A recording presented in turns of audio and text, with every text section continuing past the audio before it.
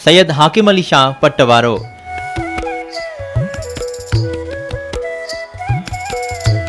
सिंध में मौजूद औलिया अल्लाह जूं दरगाहूं प्यार, मोहब्बत ऐं इंसानियत जे दर्स जो मरकज़ रहियूं आहिनि, जिते पंहिंजे हक़ीक़ी मालिक खे सुञाणण खां अलावा इंसान ज़ात जी ख़िदमत जो पिणु सबक़ मिले थो। सिंध जे हर शहर, वाहण, बस्तीअ में अहिड़नि अल्लाह लोक बुज़ुर्गनि जा आस्थाना मौजूद आहिनि।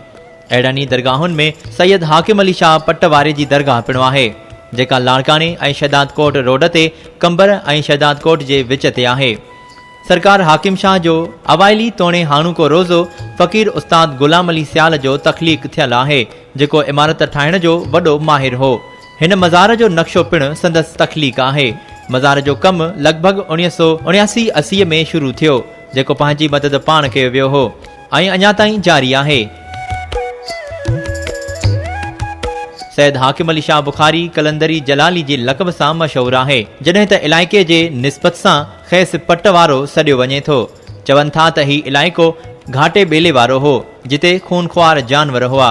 इंसाननि जो हितां गुज़र ख़तरे खां ख़ाली न हूंदो हुयो।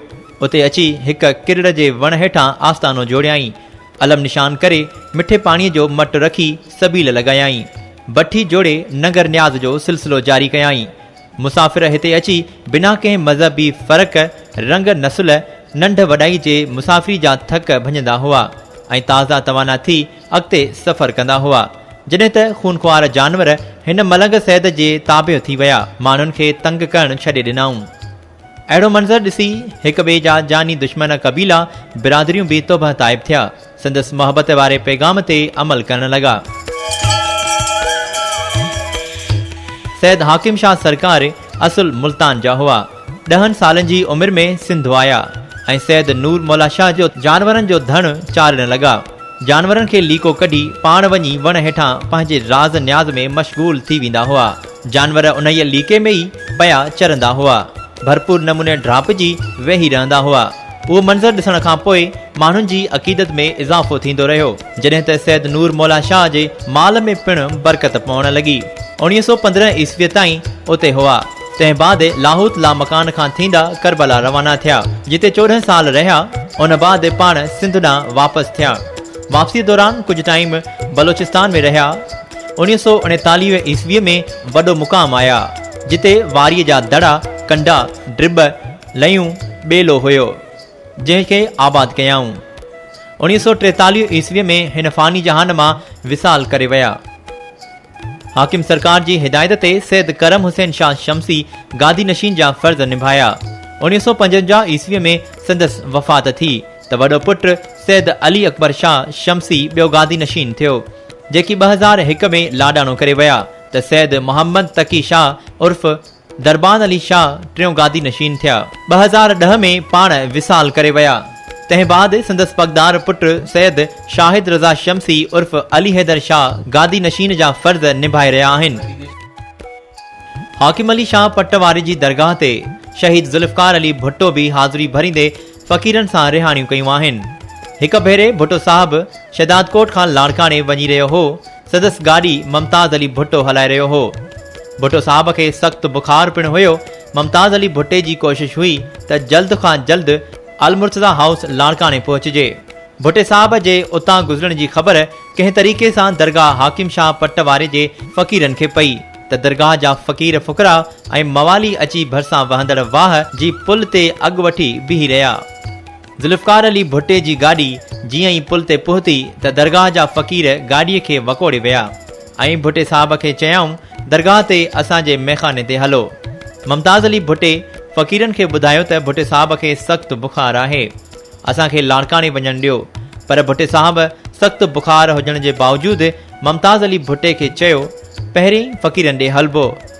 सो भुट्टो साहिब फ़क़ीरनि सां गॾिजी दरगाह ते आयो ऐं दरगाह ते हाज़िरी भरण बाद फ़क़ीरनि जे मच ते हेठि अची पट ते वेही रहियो। ही तस्वीर दरगाह हाकिम शाह पटवारे जे अंगण ते निकितल आहे। रवायती तौर फ़क़ीरनि जे मच ते कंहिं भंग पे घोटी त कंहिं चरस जूं सुल्फियूं दुखाए सूटा पे हया, पर भुट्टो साहिब फ़क़ीरनि सां फ़क़ीर थी साणनि पट ते वेठो रहियो। हिकु फ़क़ीर पंहिंजा गंठा गोलापा लाहे भुट्टे साहिब खे पाराए छॾिया। फ़क़ीरनि वरी मच ते गुड़ जी चांहि जी किटली चाढ़े छॾी। भुट्टे साहब उते वेही साणनि कचहरी करे गुड़ वारे चांहि जी सबील पी पोइ खाइनि मोकिलायो। तस्वीर में मवालिन फ़क़ीरनि जी किटली, कोप, गाना, फ़क़ीर फ़ुकरा नुमाया नज़र पिया अचनि। केतिराई माण्हू आबदा परवीन ऐं उस्ताद मंज़ूर अली ख़ान जे ॻायल कलाम उमर देस पंहिंजो विसारनि ॾुखियो हुआ खे हाकिम शाह पटवारे जी शाइरी सम्झनि था। पर मज़े जी ॻाल्हि इहा आहे त हाकिम शाह पटवारो इहो कलाम चवंदड़ शाइर नाहे। जंहिं कलाम जे आख़िर में चयो आहे त पहवारियूं पटनि में, हाकिम शाह कखनि में। इहो कलाम हाकिम अली शाह थाहिरी वारे जो आहे, जंहिं 1306 हिजरीअ में कंबर तालके जे ॻोठ थाहिरीअ में सैद लाल शाह जे घर में जनम वरितो। गादी नशीन जो चवणु आहे त हाकिम शाह पटवारो शाइरी न कंदो हो।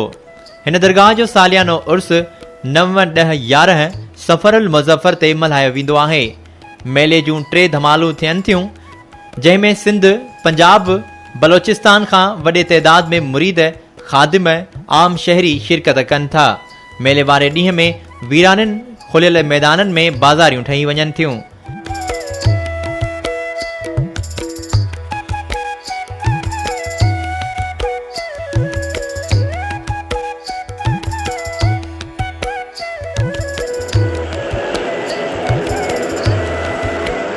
मेले वारे ॾींहं में लाॻीतो मसरूफ़ ज़िंदगी गुज़ारींदड़ बि तफ़रीह हासिल करे वठनि था ऐं खैन कुझु घड़ियूं को सुकून ऐं राहत मुयसर थी पवे थी।